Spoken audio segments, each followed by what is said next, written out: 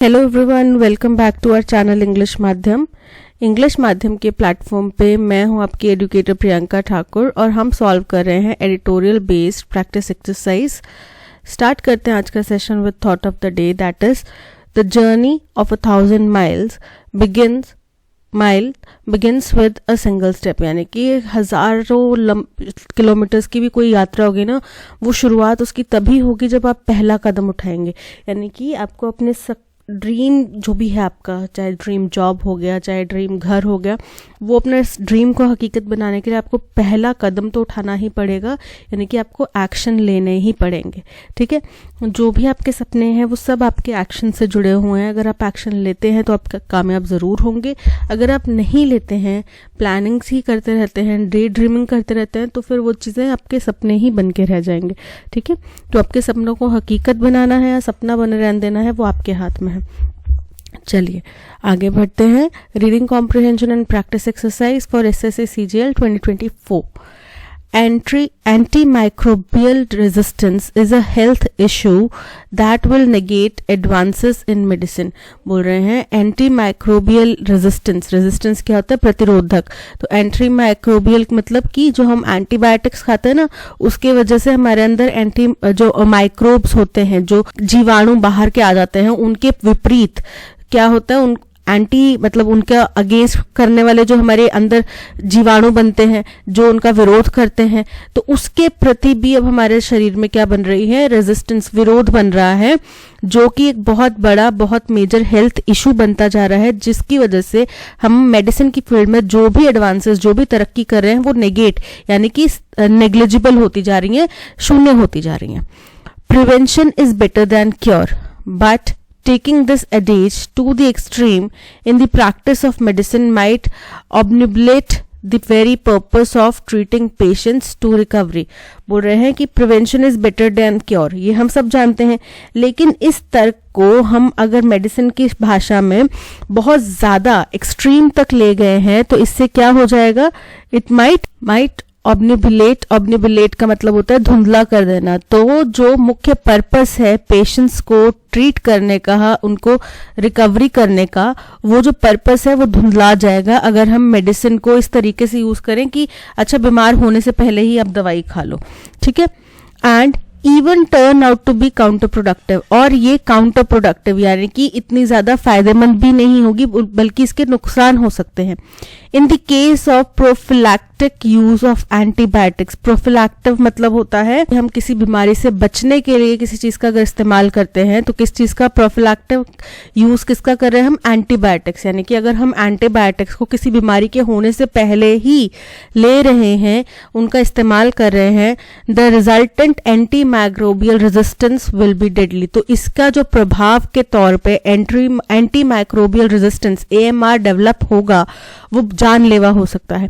क्यों? क्योंकि ये इस तरीके के हमारे रोग प्रतिरोध, मतलब हमारे शरीर में दवाइयों के अगेंस्ट में काम करेंगे, और इस हद तक काम करेंगे कि हो सकता है कि कभी हम किसी तरीके से बीमार पड़े और हम उस किसी भी दवाई से ठीक ही ना हो पाए, हमारी बॉडी जो है वो रिकवर ही ना कर पाए। The first multi-centric point prevalence survey of antibiotic use at 20 NAC/NAT sites India 2021-22। पूरा जो पहला multi-centric point prevalence survey हुआ किसका? एंटीबायोटिक के इस्तेमाल का, at 20 NAC/NAT sites India 2021-2022 conducted by the national centre for disease control. किसके द्वारा किया गया? ये national centre for disease control under the health ministry, ये हेल्थ मिनिस्ट्री के निगरानी में किया गया। Has throne up startling statistics, इसने बहुत चौंका देने वाले आंकड़े सामने लाए हैं। बट मोर इम्पॉर्टेंटली, लेकिन ज्यादा अहम क्या है?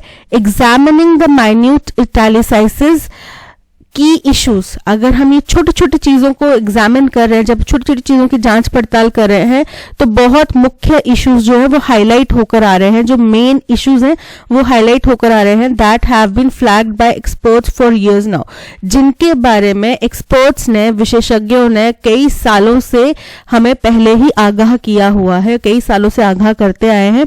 वो सारे इश्यूज अब सामने आ रहे हैं बारीक जांच करने पर।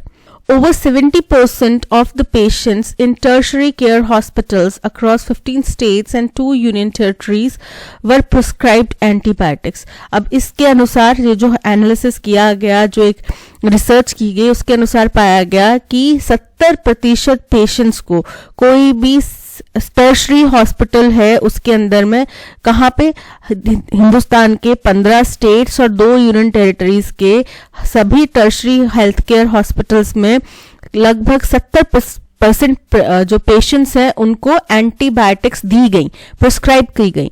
Over 50% of the antibiotics prescribed have the potential to cause AMR.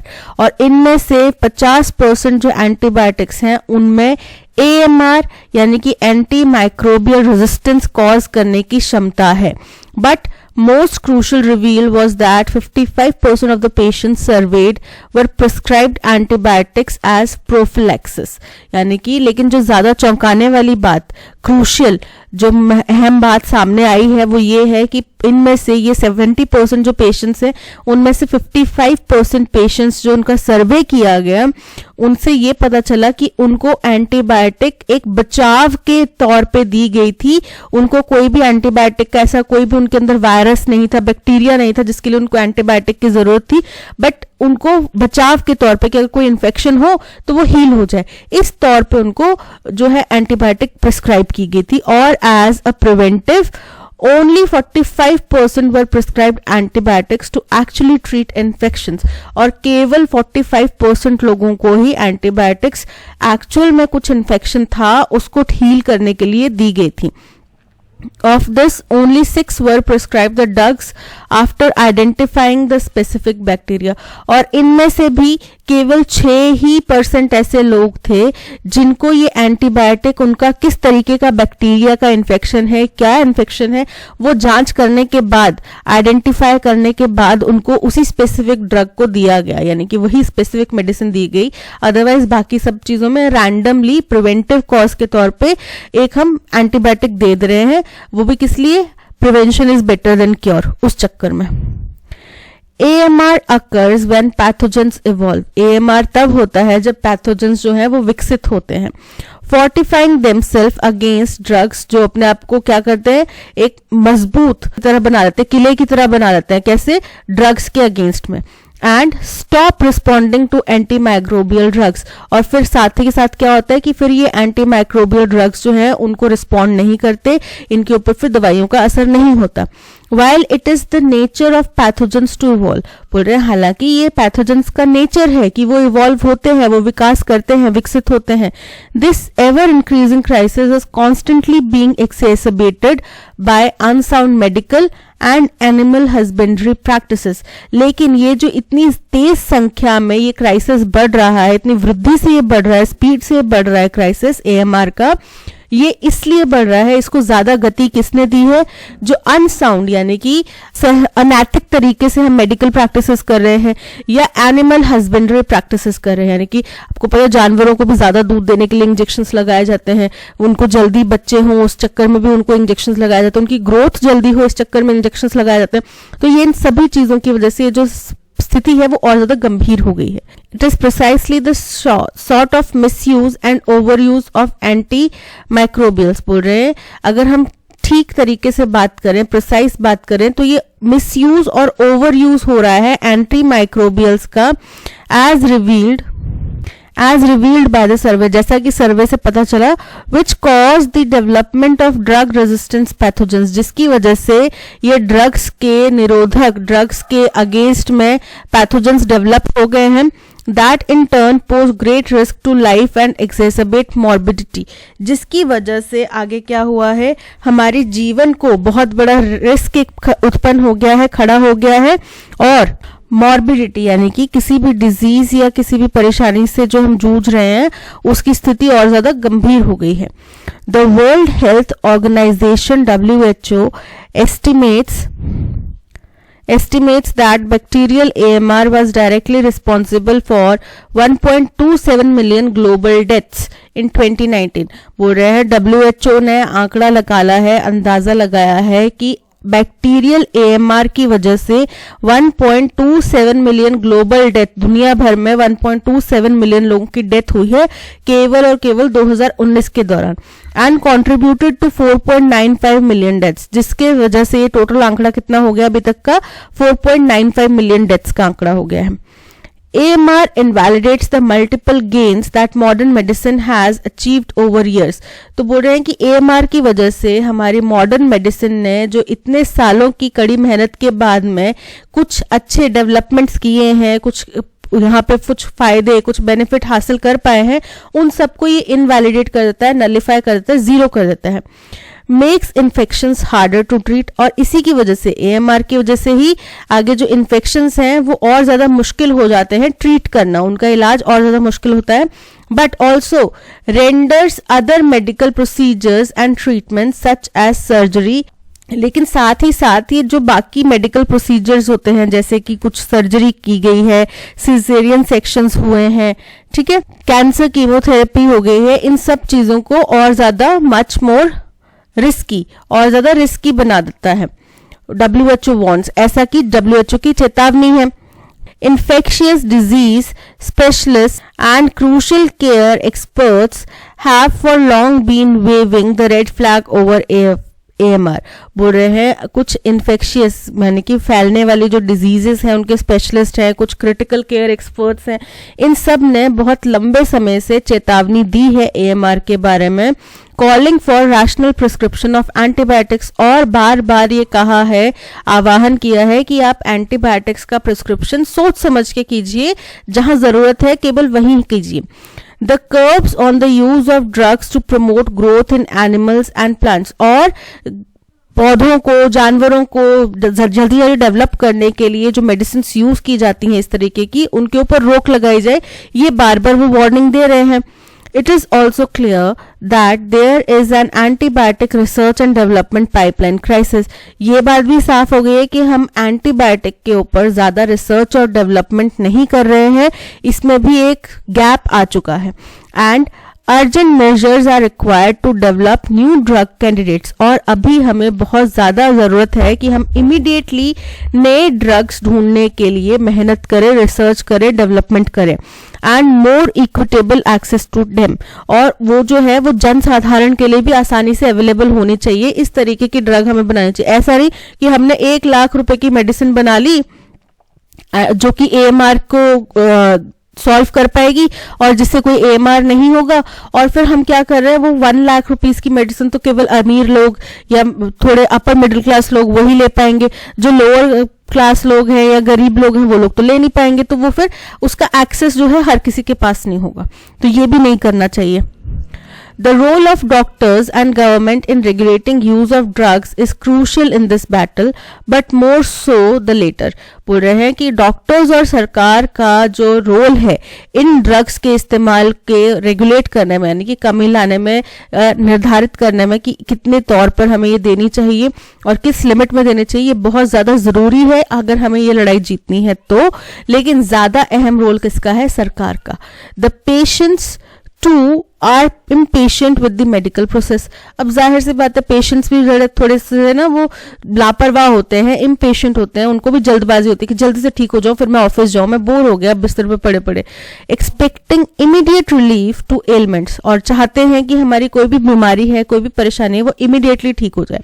But medical science offers no magical remedy, लेकिन ये बात भी उतनी ही सच है कि मेडिकल साइंस में कोई जादू की छड़ी तो है नहीं, कोई जादुई पोशन तो है नहीं अवेलेबल कि हाँ पिया और झट से आप ठीक हो गए। Ultimately it is the agency with the heft to do both, बल्कि ये एक ऐसा संस्थान है, मेडिकल साइंस जो है ये एक ऐसा संस्थान है जिसके ऊपर दोनों चीजों का बोझ है, भार है। किस चीज का? Establish systems that strictly regulate the use of anti microbials, ऐसे सिस्टम्स का इजाद करना जो कि एंटी माइक्रोबियल्स के इस्तेमाल को पूरी तरीके से उसके ऊपर चेक रखें, उसको रेगुलेट करें। And promote end fund research on newer antibiotics, और हमें प्रमोट करना पड़ेगा कि हाँ नई एंटीबायोटिक्स का इजाद किया जाए, उसके लिए फंड्स जुटाए जाए। इन सब चीजों के लिए सारा का सारा दारोमदार किसके ऊपर है? मेडिकल साइंस के ऊपर। That will draw the line between life and death, जो कि हमारे जीवन और मृत्यु के बीच में एक रेखा जो है खींच सकता है नई तरीके की एंटीबायोटिक। सो ये था पैसेज। आई होप आपको क्लियर हुआ होगा पैसेज। अब चलते हैं क्वेश्चन नंबर 1 की तरफ। क्वेश्चन नंबर 1 हमसे कह रहा है, according to passage, what percentage of patients in tertiary care hospitals across 15 states and 2 union territories were prescribed antibiotics and what is the significance of these statistics? तो लगभग 70% लोगों को किया ना हमने प्रेस्क्राइब, तो 70%, यहाँ पे 50% आ रहा है, यहाँ पे 80%, यहाँ पे 60, यहाँ पे आ रहा है 70%। और इसका सिग्निफिकेंस प्रभाव क्या रहा? Highlighting a potential over use of antibiotics, कि इससे ये सामने आ गई, ये बात पता चल गई कि हम लोग एंटीबायोटिक्स का बहुत ज्यादा इस्तेमाल कर रहे हैं, ओवर यूज कर रहे हैं। So option B is correct. What is the primary concern raised by the author regarding the prophylactic use of antibiotics? कि ऑथर ने क्या मुख्य एक कंसर्न, चिंता जाहिर करी है जो हम एंटीबायोटिक्स का इस्तेमाल बचाव के तौर पे कर रहे हैं, प्रिवेंशन के तौर पे कर रहे हैं, कि AMR का रिस्क डेवलप हो गया। It increases the cost of health care significantly, ये इनकरेक्ट है। It can lead to immediate allergic reactions in patients, incorrect है। It contribute to the development of anti microbial resistance, AMR, option C is correct. From the passage, it can be inferred that all of the following are true about antimicrobial resistance except that कि सारी statements AMR के related सही हैं एक को छोड़ के। AMR is exacerbated by the misuse and overuse of antimicrobials in medical and animal husbandry practices। सही है ना? उन्होंने बोला ना कि ये स्थिति और ज्यादा गंभीर इसलिए हुई है क्योंकि मेडिकल प्रैक्टिसेस में हम एंटीबायोटिक्स का इस्तेमाल कर रहे हैं, एनिमल हस्बेंड्री में हम मिसयूज कर रहे हैं, ओवर यूज कर रहे हैं एंटीमाइक्रोबियल्स का। तो option A is correct. AMR can make infections harder to treat and increase the risk associated with medical procedures। ये स्टेटमेंट भी करेक्ट है कि AMR की वजह से कोई भी डिजीज जो है उसका ट्रीटमेंट और ज्यादा मुश्किल हो जाएगा क्योंकि हमारी बॉडी जो है वो ड्रग्स के अगेंस्ट में एक रेजिस्टेंस पैदा कर देगी, अवरोधक पैदा कर देगी। और सेम चीज है मेडिकल प्रोसीजर्स बाकी जो है वो भी और ज्यादा रिस्की और कॉम्प्लिकेटेड हो जाएंगे। AMR is solely a result of patient demanding immediate relief from ailment, कि AMR केवल और केवल इस वजह से होता है क्योंकि पेशेंट्स को तुरंत इलाज चाहिए अपनी परेशानी का। तो ये इनकरेक्ट है, ये जो स्टेटमेंट है गलत है। केवल इसी वजह से नहीं होता, बहुत सारे अलग कारण हैं जिनमें से ये भी एक कारण है। सो ऑप्शन सी जो है ये हमारी स्टेटमेंट, ऑप्शन सी जो है करेक्ट है because the statement is incorrect. According to the passage, all of the following are true about the usage of antibiotics in India except that over 70% of the patients in tertiary care hospitals were prescribed antibiotics। ये तो correct है। Only a minority of patients were prescribed antibiotics for actual treatment of infections, ये भी correct है। केवल 6% बोला था ना कि केवल 6% को पूरी जांच पड़ताल करने के बाद में, करेक्ट बैक्टीरिया पता करने के बाद में उससे रिलेटेड जो है एंटीबायोटिक दी गई। Most antibiotics prescribed were proven to be effective without causing AMR, ये इनकरेक्ट है। बोला इसमें से 50% जो है वो ऐसी थी जो कि AMR कॉजिंग थी। सो ये स्टेटमेंट इनकरेक्ट हो जाता है। So option C is correct. What is the tone of the passage? तो जाहिर सी बात है इसमें कहीं भी हमें कुछ भी पॉजिटिव पढ़ने नहीं मिला, कुछ भी अच्छा पढ़ने नहीं मिला। क्या हमें AMR हो जाएगा तो वो अच्छी बात है? नहीं ना, उससे हमारा शरीर जो है वो दवाइयों के अगेंस्ट में एक अवरोध पैदा कर देगा, तो ऑप्टिमिस्टिक नहीं है। बहुत सारे मेडिकल प्रैक्टिशनर्स ने इसके बारे में पहले से चेतावनी दी है, WHO ने अब इसके बारे में और ज्यादा सतर्क होने की बात कही है, तो ऑप्टिमिस्टिक नहीं है। सारी बातें जो है एक चेतावनी की तरह है, सो कॉशनरी है। Option B is correct. A large deep metal pot used for cooking over open fire, एक open fire यानी कि जलती हुई आग के ऊपर कुछ बनाने के लिए बड़ा सा डीप मेटल का कुछ पॉट, तो उसको हम क्या बोलते हैं? बैरल। बैरल क्या होता है? बैरल बेसिकली एक सिलेंड्रिकल शेप का कंटेनर होता है जो अंदर से हॉलो होता है, ठीक है, उसको बोला जाता है बैरल। केटल, केटल होता है केतली। स्किटल, स्किटल होता है तवा। कॉल्ड्रॉन, कढ़ाई, कढ़ाई लार्ज बड़ा सा, डीप गहराई वाला, ठीक है, so option D kettle cauldron is correct. One of the passengers was being thoroughly checked by the custom officers। तो was being यानी कि कंटिन्यूस फॉर्म में है, सो one of the passengers ये क्या है, हमारा ऑब्जेक्ट है, चेक किया जा रहा था, thoroughly checked, ये क्या was being thoroughly checked, ये क्या है, हमारा verb है, और किसके द्वारा, द कस्टम ऑफिसर, ये क्या है, हमारा सब्जेक्ट है। तो अब सब्जेक्ट पहले आ जाएगा, हमें एक्टिव फॉर्म में अगर चेंज करना तो सब्जेक्ट पहले आता है, subject plus verb plus object, ये हमारा कॉम्पोजिशन होता है। चलिए देखते हैं, द कस्टम ऑफिसर्स, ऑफिसर्स, ठीक है, have been thoroughly checking one of the passengers. Have been नहीं आएगा, वॉज है तो वर आएगा, ठीक है, were thoroughly checking. The custom officers thoroughly checked, past की घटना नहीं है। One of the passengers was thoroughly checking the custom officer, तो पैसेंजर जो है कस्टम ऑफिसर को चेक नहीं कर रहा था। The custom officers were thoroughly checking one of the passengers, option D is correct. He came late, wasn't he? अब जब व्यक्तिगत बात की जा रही है तो wasn't नहीं आएगा, क्या आएगा, didn't, wasn't it नहीं आएगा, didn't he, ठीक है, so didn't he का प्रयोग होगा। he came late, didn't he, आप क्वेश्चन पूछ रहे हैं कि वो लेट आया था, है ना, तो वो जो है ना वाली बात आप पूछ रहे हैं ना, तो वो option A didn't he is correct। Each dancer performed very well that it was difficult to judge who the best was। हर एक डांसर ने इतना अच्छा परफॉर्म करा कि ये अनुमान लगाना, ये जज कर पाना कि कौन बेस्ट है, ये बहुत डिफिकल्ट हो पाया, ठीक है।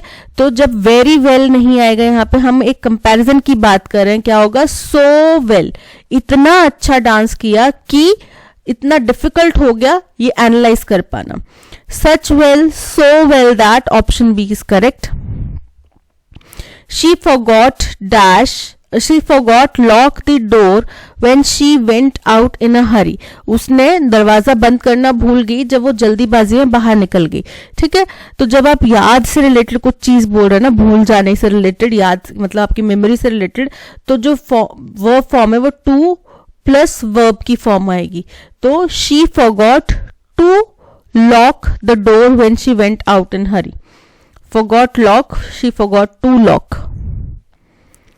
In the wake of the recent cross-border tensions, forces have been dash।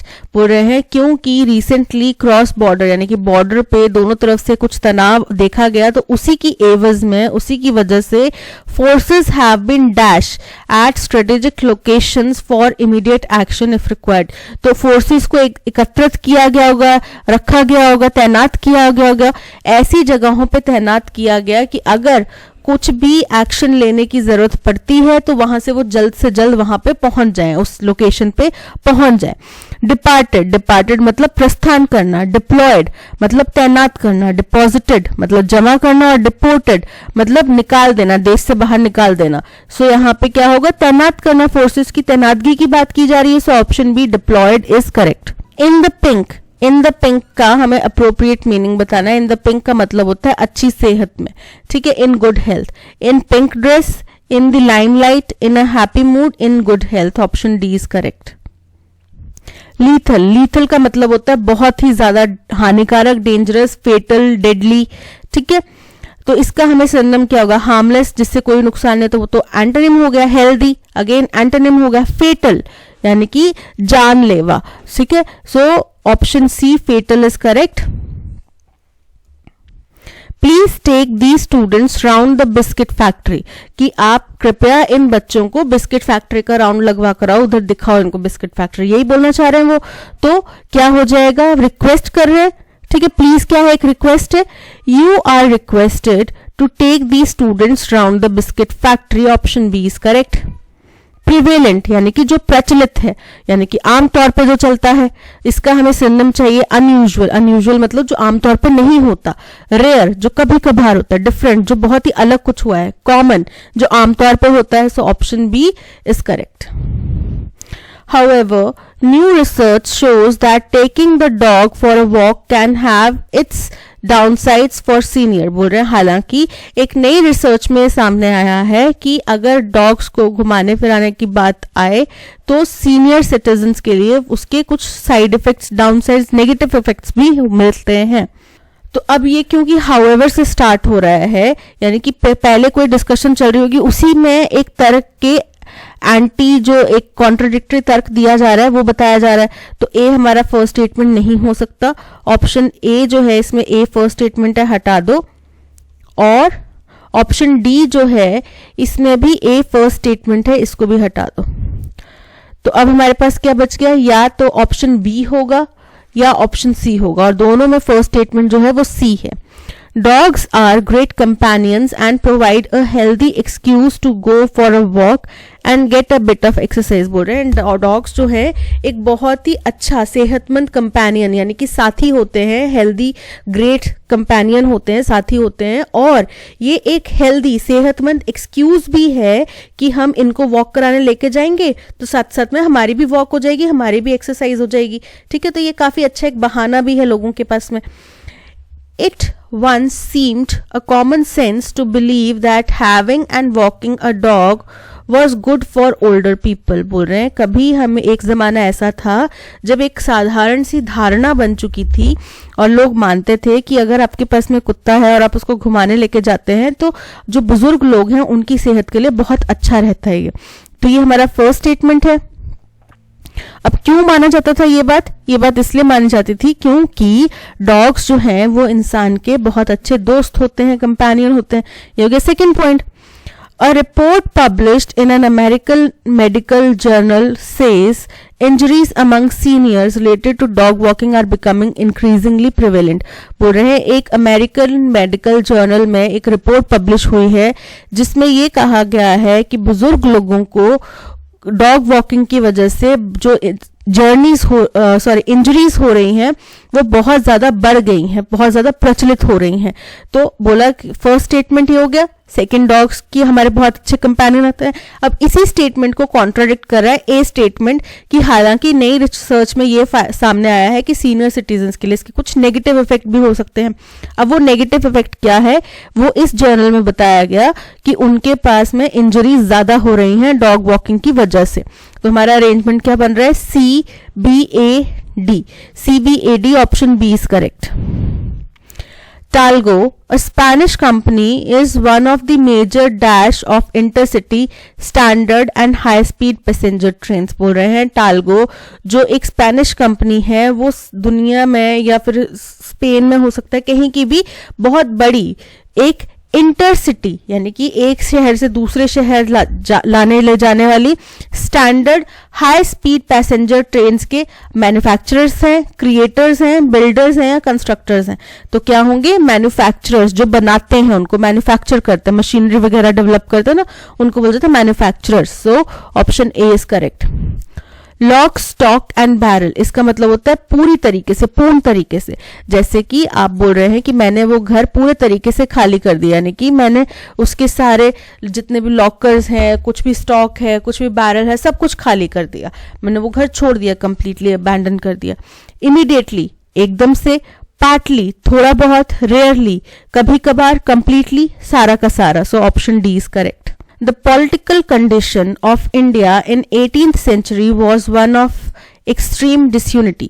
बोल रहे हैं अगर हम हिंदुस्तान की 18वीं सदी की कंडीशन की बात करें, पॉलिटिकल कंडीशन की, तो वो बहुत ज्यादा एक्सट्रीम मतलब बहुत ही ज्यादा डिसयूनिटी यानी कि एकता के अभाव की थी। Dash the decline of Mughal empire, जब किसी एक एम्पायर के डिक्लाइन की बात कर रहे हैं और उसी के साथ साथ में बाकी चीजों के होने की बात करें तो क्या आएगा, with the decline of Mughal empire no dash Indian power emerged to take its dash in strength and prestige to unite the, कि कोई भी और इंडियन पावर ऐसी नहीं उभर कर सामने आई जो कि उसकी जगह ले पाती, उसकी जितनी ताकतवर होती, उसके जितनी प्रेस्टीज यानी कि शानो शौकत वाली होती, हाई क्लास होती, जो कि देश को यूनाइट कर पाती अंडर अ सेंट्रल अथॉरिटी, एक शासन के अंदर में। अब आपको पता है मुगलों का राज ऐसा था कि एक दिल्ली से पूरा शासन होता था, ठीक है। The Marathas who rose dash the position to prominence among the new Indian states, बोल रहे हैं जो मराठास थे जो कि सुपीरियोरिटी तक पहुंचे, पोजिशन ऑफ प्रोमिनेंस का मतलब होता है सुपीरियोरिटी, यानी कि बहुत ऊंचे स्तर तक पहुंचे न्यू इंडियन स्टेट्स में, did not prove capable of fulfilling that task, बोल रहे हैं ये कार्य कर पाने में, कि पूरे देश को एकजुट करके एक शासक के अंदर में लेकर आने में असफल रहे, वो भी ये कार्य पूरा नहीं कर पाए। Dash the decline of Mughal empire in the, when the, on the या विद दी, तो यहाँ पे इस्तेमाल होगा विद दी, यानी कि उसके साथ में, जैसे ही मुगल एम्पायर डिक्लाइन हुआ उसी के साथ साथ में कोई भी ऐसा और स्टेट या कोई भी ऐसी एक पावर नहीं सामने आई जो उतनी मजबूत दिखी। No dash Indian power emerged, no one, no another, no other, no more, तो नो अदर कोई भी दूसरी ऐसी पावर नहीं सामने आई, ठीक है। No other Indian power emerge to take its niche, place, role या सीट, तो उनका ना रोल लेना है ना उनकी जगह लेनी है, उनकी क्या लेनी है, प्लेस, उनकी जगह पे स्थापित होना है, ठीक है, विशेष स्थान। So option B is correct. In strength and prestige and to unite the dash the region, territory, country या स्टेट, तो हम हिंदुस्तान देश की बात कर रहे हैं। So unite the country under a central authority. The Marathas who rose to the position of preeminence among the new states, तो क्या होगा, to the position, option A is correct. Wrongly spelled word हमें बताना है, नोटिफिकेशन, नोटिफिकेशन की spelling correct है, necessity की spelling correct है, नेगोशिएशन इसकी स्पेलिंग जो है वो इनकरेक्ट है। नेगोशिएशन की स्पेलिंग क्या होते हैं, NEGOTIATION, negotiation. So option C is correct. Lodhi colony in Delhi is very different from other places in the city that is crowded and noisy, बोल रहे हैं दिल्ली में एक लोडी कॉलोनी है, ये दिल्ली के बाकी जगहों से बहुत ज्यादा डिफरेंट है, जो कि बहुत ज्यादा बाकी जगहें क्या है, क्राउडेड होती हैं, नॉइजी होती हैं। तो अदर प्लेसेस, मल्टीपल प्लेसेस हैं, ठीक है, तो उससे रिलेटेड जो आएगा यहाँ पे वर्ब, वो इस की बजाय क्या होगा, आर होगा, that are crowded and noisy, ठीक है। So option D is correct. That's all, आज के सेशन में इतना ही। Thank you so much for watching. अगर कंटेंट पसंद आया हो तो लाइक, शेयर और सब्सक्राइब जरूर कीजिएगा। मिलते हैं नेक्स्ट सेशन में। Till then keep learning and keep practising. Bye bye.